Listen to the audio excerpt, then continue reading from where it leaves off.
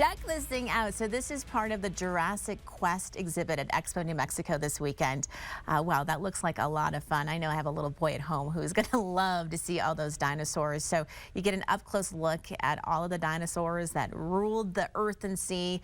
This is the largest dinosaur exhibit in North America. So check that out. We have Genevieve Glass standing by live with Alexis, her photographer there. We're going to go to them as they give us a sneak peek inside. Looks like a good time, right, Byron? Marijuana is now legal in New Mexico. I'm live this morning outside one of the 250 licensed stores in the state. Coming up in a few minutes, we'll go over everything you need to know before the first sales start here locally. Todd Kurtz is live in the field covering this historic day in our state. Good morning, Todd. Hey, good morning, Royal. For those who are cannabis curious, maybe want to come check out one of these stores today or in the near future, I want to walk you through what it's like when you come here. It's much different than, say, when you go to a liquor store. So you walk through the front door, and this is pretty standard industry-wide, I'm told. If you're a medical patient, you're going to fill out a form. If you are a new patient, if you are here for recreational marijuana, they'll check your ID at the door. If you're 21 or older, you can buy recreational marijuana.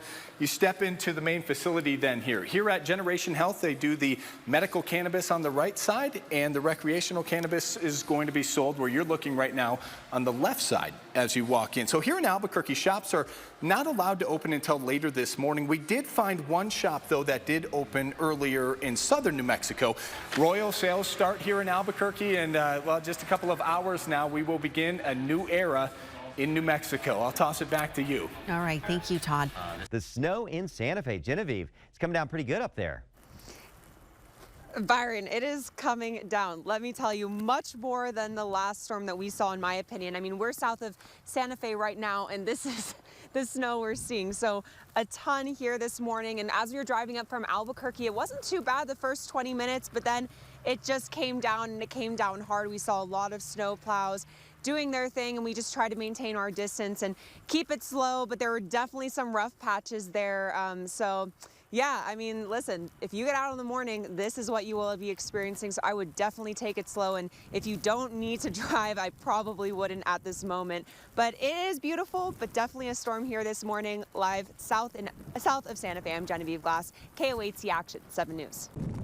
Snow, ice, and heavy winds made for a tricky drive this morning. This is what it looked like on our way from Albuquerque to Santa Fe. Snow plows were out in full force, scraping the roads and spreading a salt and cinder mix, but travel got difficult when we reached La Bajada Rest area just south of our state's capital. I've saw at least 3 trucks jackknifed.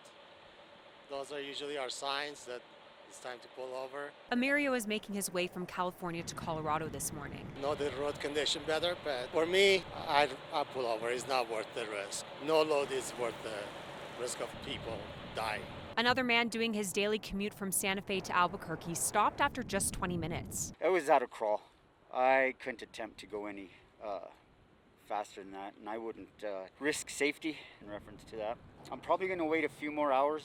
And while a lot of people did pull off the highways to wait out this storm, there were still plenty of drivers out on the road, just taking it slow and steady to wait out this storm. Oh, we just stopped to use the washroom. We're going to be heading on through to Trinidad to hopefully be there a little after lunch. It's accumulated quite a bit, so just got to slow down and use a lot of care and caution. In Santa Fe, Genevieve Glass, KOAT Action 7 News. It was an experience. After being stranded in a tram car for 15 hours, 21 people are now back on the ground safely. 2 years, and we've been stuck once or twice due to some weather, and you just wait 15, 20 minutes, and that 15 minutes turned into a half hour. The half hour turned into an hour. At around 10 p.m. on Friday, 2 tram cars were stopped on the way down from Sandia Peak. But how did all of this happen? We were affected by severe icing due to the moisture, cool temperatures that affected the emergency cable. We had to cease operations due to the high winds and the icing, and unfortunately stranded 20 of our employees actually out on the line last night.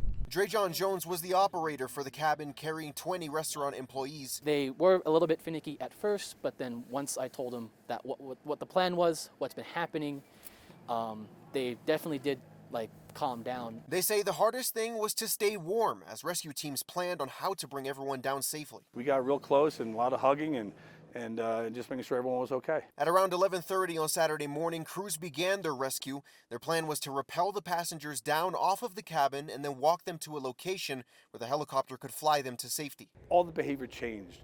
You know, we saw the light at the end of the tunnel. When time finally came to rappel, it was just pure joy. In groups of 2, employees were brought down safely, their loved ones waiting for them with open arms. I was kind of worried he wasn't going to get down because of the E-cable and how high it was and everything, but he got down, so I'm glad.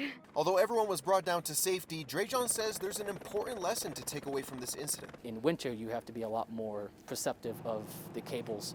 And not only that, the wind conditions as well. This is the mountain, and we have to get that reminder every now and then.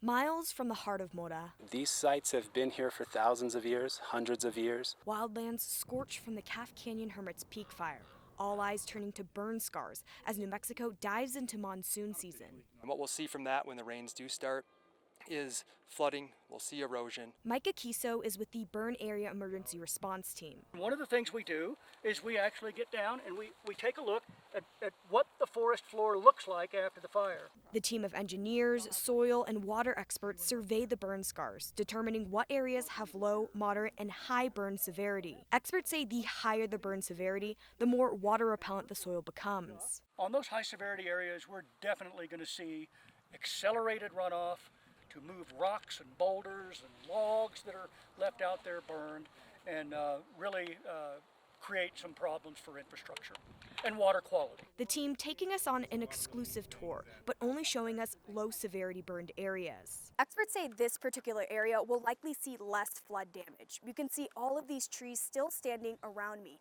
And if you look up, those pine needles help to intercept some of the downpour monsoon rains that could come. If you pour water down on the dirt, you can see that it still absorbs into the soil without completely running off. When the monsoon downpours arrive, just a quarter of an inch can trigger flash flooding. Of the areas they've assessed, nearly half of the scorched soil now water repellent. That information will help us assess what roads might be at risk, what trails might be at risk. In Mora, I'm Stella Sun, KOAT Action 7 News. You know, when you live in the desert, it's an absolute treat anytime you get to be out on the water. And lucky for us, we have multiple companies that want to help you get out here. The river looks different from this perspective. It's beautiful, quiet, just the sound of birds. This is a resource that I want to share, the experience that I want to share. Corey Spores owns MST Adventures. He rents kayaks and paddleboards and does guided tours. What is it for you about getting out on the river and paddling? Yeah, I like to do it to reduce stress and just go out and share it with other people. That's really important. And he says the Rio Grande is underutilized as a way to connect with nature. Misconceptions over the cleanliness or just people not thinking about the river as a spot for fun. We don't see it. We only see it when we cross the bridge. Right. When we cross the bridge, we're angry because we're in traffic. Yeah, right? And this feels much different when you're out in it. Yeah, absolutely. He rents equipment year-round, snowshoeing, camping, mountain biking, even surfing on the Rio Chama. He educates people to help them see and experience the beauty of the outdoors. I think it was Alameda it got to, didn't it? I believe so. And even though we're in town, the wildlife is great out here. Corey said he once saw a bobcat fall in the river. It was like walking down a log to get a drink, presumably, and like it lost its balance in the water, out of the water, and gone. Man, can't believe I'm getting paid to do this. Don't let the secret out. I'm Todd Kurtz. I'll see you next week out on the road as we keep celebrating New Mexico.